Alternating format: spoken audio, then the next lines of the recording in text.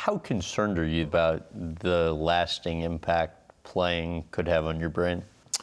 Sure, there's definitely a concern, but I think the way I look at it is just about every profession in our society, there's some lasting effects, and it's just the way that our society is set up. People have to work, and so if I was a stonemason, or if I was a painter, or if I was, building bridges or whatever, there's going to be some wear and tear on your body and your brain, and that's just the way it is. To be able to live the lifestyle and provide for my family that football has been able to do, to me, it's a trade-off I'm willing to accept.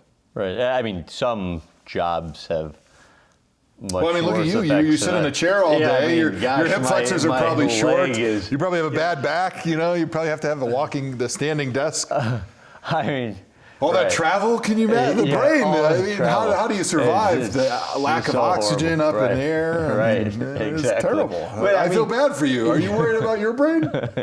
Your wife, though, is concerned. I mean, she told me. Well, she's the one that's going to have to deal with it. Right. Who are you? Where did I get here? Right.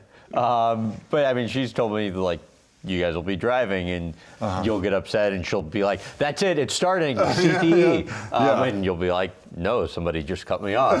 But I mean, how do you actually handle those concerns? I think from my perspective, just kind of being good-natured about it, hopefully will help.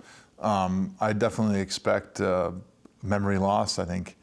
You do? Yeah, I'm already seeing memory loss, and maybe that's just because of my old age, or maybe it's football. It's hard to tell. I mean, there's no double-blind studies when it comes to people's life. It's just, I think, a part of sometimes getting older, and it's hard to tell if it's because of football or if it's just because of, you're 32 and you're not 21 anymore, and you've got a lot of stuff going on in your life. But like what sort of just memory loss? Just short-term memory loss. Hard times remembering things that have happened recently. Like you walk to the grocery store and you're like, I can't remember what I needed to get. Just little stuff like that. And I think if you let it really bug you, I think it can make you depressed and feel sad. Like, wow, I don't have the memory I used to have. But I try to be relatively good-natured about it at this point. But if you're being completely transparent, what does concern you the most on that front? Well, I think when you look at some of the really serious side effects and diseases that have come from the brain injuries that you receive playing football, you look at guys with significant Alzheimer's and dementia and the mood swings and the suicides that unfortunately NFL players have been faced with, and the depression, Lou Gehrig's disease. These are all things that have kind of been linked to the brain damage from football, and those are obviously extremely scary and frightening things. But I think from my perspective, I can't do anything about it. This was the profession that I have already chosen, and most of the damage has probably been done already.